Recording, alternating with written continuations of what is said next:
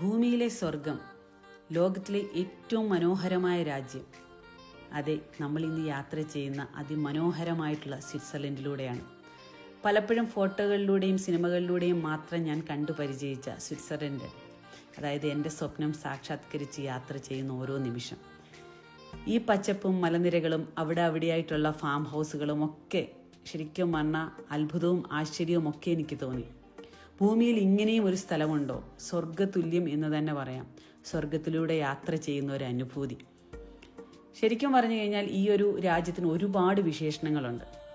ഭൂമിയിലെ ഏറ്റവും സമ്പന്നമായ രാജ്യങ്ങളിൽ ഒന്നാണ് നമ്മുടെ ഈ സ്വിറ്റ്സർലൻഡ്. സമാധാനപ്രിയരുടെയും പക്ഷം പിടിക്കാത്ത ആളുകളുടെയും നാടാണ് സ്വിറ്റ്സർലൻഡ്. ഇവിടെ കൂടെ യാത്ര ചെയ്യുമ്പോൾ നമുക്ക് ഒരു സമാധാനം ഫീൽ ചെയ്യും.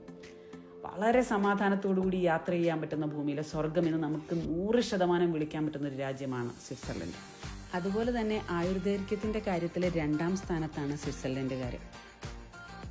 ഇവരുടെ ഭക്ഷണ രീതിയും ഇവരുടെ സമാധാനപരമായിട്ടുള്ള ജീവിതം തന്നെ ഇവരുടെ ആയുസ് കൂട്ടും. കാരണം ഇവിടെ ഞാൻ യൂറോപ്പിലെ 5ാമത്തെ രാജ്യമാണ് നമ്മൾ ഈ കാണുന്നത്.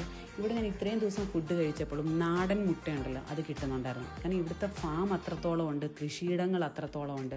ഇവരുടെ മെയിൻ വരുമാനം എന്ന് പറയുന്നത് കൃഷിയും വ്യവസായവുമാണ്. അപ്പോൾ നമ്മുടെ നാടുകളിൽ പോലും ഇപ്പോൾ ഷോപ്പുകളിലല്ല റെസ്റ്റോറൻറ്റുകളിൽ ചെന്നാൽ ഒരിക്കൽ പോലും നമുക്ക് നാടൻ മുട്ട കിട്ടില്ല. നമ്മൾ വീടുകളിൽ നിന്ന് വാങ്ങണം. ഇവിടെ എല്ലായിടത്തും നാടൻ മുട്ട അവൈലബിൾ ആണ്. അതുപോലെ തന്നെ മീറ്റ് ആണെങ്കിലും ഇവരുടെ ഫാമുകളിൽ നിന്നാണ്. അപ്പോൾ കെമിക്കൽ ചേരാത്ത ഭക്ഷണങ്ങൾ കഴിക്കുന്നുണ്ട്. അവർ തന്നെ ഉണ്ടാക്കിയെടുക്കുന്ന സാധനങ്ങളാണ് അവർ കഴിക്കുന്നത്. അതുപോലെ തന്നെ കെമിക്കൽ ചേരാത്ത ആയതുകൊണ്ടും അവരുടെ ആയുസ് കൂടുതൽ. ആയുർദൈർഘ്യത്തിന് 2ാം സ്ഥാനം എന്ന് പറഞ്ഞാൽ എനിക്ക് അത്ഭുതം തോന്നിയില്ല. കാരണം അവരുടെ ജീവിത രീതിയും അക്രമമില്ല, ഒന്നുമില്ല. സമാധാനപരമായിട്ട് ഭക്ഷണം കഴിച്ച് ജീവിക്കുന്ന, എൻജോയ് ചെയ്ത് ജീവിക്കുന്ന ഒരു പറ്റ ആളുകളുടെ രാജ്യമാണ് സ്വിറ്റ്സർലൻഡ്. അതുപോലെ തന്നെ ലോകത്തിൽ ഏറ്റവും നീളം കൂടിയ റെയിൽവേ തുരങ്കമുള്ളത് നമ്മുടെ സ്വിറ്റ്സർലൻഡിനാണ്. അതുപോലെ നമ്മുടെ നാടുമായിട്ട് ബന്ധപ്പെടുത്താൻ ഒരു കാര്യമുണ്ട്, നമ്മുടെ രാജ്യമായിട്ട്. സ്വിസ് റെയിൽവേയുടെ ആവി എഞ്ചിനാണ് ഇപ്പോൾ നമ്മുടെ ഊട്ടിയിൽ വർക്ക് ചെയ്യുന്നത്. അപ്പോൾ അതൊരു വലിയ കാര്യമായിട്ട് നമ്മുടെ രാജ്യമായിട്ട് കണക്ട് ചെയ്യുന്ന സമയത്ത് ഊട്ടിയിൽ നമുക്ക് ഏറ്റവും അടുത്തറിയാവുന്ന ഊട്ടിയിൽ ആവി എഞ്ചിൻ എന്ന് പറയുന്നത് നമ്മുടെ സ്വിസ് റെയിൽവേയുടെ ആവി എഞ്ചിനാണ് ഊട്ടിയിൽ വർക്ക് ചെയ്യുന്നത്. അതെനിക്ക് പോസിറ്റീവായിട്ട് തോന്നിയിട്ടുണ്ടോ. ഇന്ന് 8 ഡിഗ്രിയാണ്. 8 ഡിഗ്രി തണുപ്പിലാണ് നമ്മൾ നിൽക്കുന്നത്. പക്ഷേ ബുദ്ധിമുട്ടുള്ള തണുപ്പൊന്നുമല്ല, പക്ഷെ ഭയങ്കര രസമുള്ള തണുപ്പാണ് ഇവിടുത്തത്. നമുക്ക് എൻജോയ് ചെയ്യാൻ പറ്റുന്ന തണുപ്പാണ്. നമ്മൾ ഈ ഒരിക്കൽ പോലും ഒരു തണുപ്പ് നമ്മളെ ബുദ്ധിമുട്ടിച്ചില്ല. നമുക്ക് എൻജോയ് ചെയ്യാൻ പറ്റുന്ന മാത്രം തണുപ്പുകളേ ഉള്ളായിരുന്നു.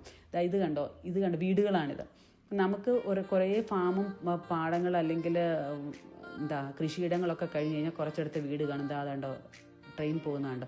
ഇവിടെ ഒരു കാഴ്ച എന്ന് വെച്ചാൽ റോഡ് കാണും, തൊട്ട് സൈഡിൽ തന്നെ ട്രെയിൻ കാണും, അതിനപ്പുറത്ത് പച്ചപ്പ് കാണും, അതിനപ്പുറത്ത് മലനിരകൾ കാണും. അങ്ങനെ വർണ്ണിക്കാനാവുന്നതിലും അപ്പുറം സൗന്ദര്യം നൽകിയാണ് നമ്മുടെ സ്വിറ്റ്സർലൻഡ് ഇങ്ങനെ നിൽക്കുന്നത്. സ്വിറ്റ്സർലൻഡ് എന്ന് പറയുമ്പോൾ എൻ്റെ മനസ്സിലേക്ക് ഓടി വരുന്നത് സ്വിറ്റ്സർലൻഡ് ചോക്ലേറ്റ് ആണ്. അപ്പോൾ ഞാൻ ഇവിടുന്ന് ഏറ്റവും കൂടുതൽ വാങ്ങിയത് ചോക്ലേറ്റ് ആണ്. ലിൻഡിൻ്റെ ചോക്ലേറ്റ് ആണ് ഞാൻ ഇവിടുന്ന് ഏറ്റവും കൂടുതൽ വാങ്ങിയത്.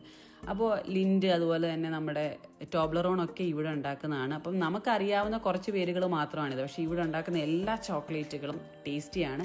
കാരണം ഇത്രയും നന്നായിട്ട് ചോക്ലേറ്റ് വേറെ ആർക്കും ഉണ്ടാക്കാൻ കഴിയില്ല. കാരണം അവർക്ക് എല്ലാത്തിൻ്റെയും അവൈലബിലിറ്റി ഉണ്ട്. പശുക്കൾ ആവശ്യത്തിലധികമായുണ്ട്, പാലുണ്ട്. നല്ല പ്യുവർ ചോക്ലേറ്റ് ആണ് ഇവിടെ നിന്ന് നമുക്ക് കിട്ടുന്നത്. നമ്മൾ വാങ്ങിയിട്ടുണ്ടായിരുന്നു ഒരുപാട്. ടേസ്റ്റിയാണ്.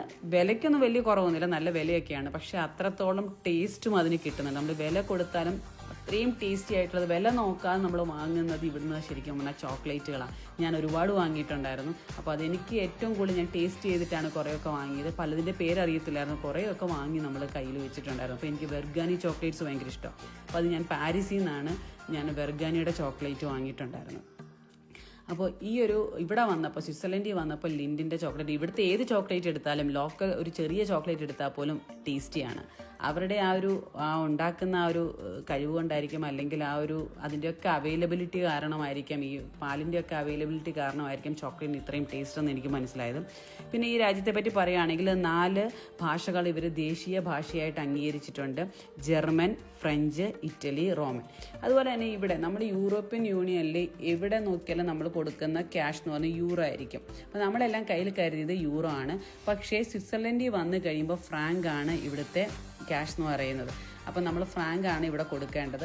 പക്ഷേ നമ്മൾ യൂറോ കൊടുത്താലും അവർ വാങ്ങുകയും ചെയ്യും. നമ്മൾ കാർഡ് വെച്ചിട്ടാണ് നമ്മൾ വാങ്ങുന്നതുള്ളത് കൊണ്ട് നമുക്കതൊരു പ്രശ്നം വന്നില്ല. പക്ഷേ കയ്യിൽ ക്യാഷ് കൊടുക്കുന്ന സമയത്ത് ഇവിടെ ചില്ലറ ആക്സെപ്റ്റ് ചെയ്യത്തില്ല, യൂറോ ആക്സെപ്റ്റ് ചെയ്യത്തില്ല, ഫ്രാങ്ക് തന്നെ കൊടുക്കണം എന്ന് പറയും.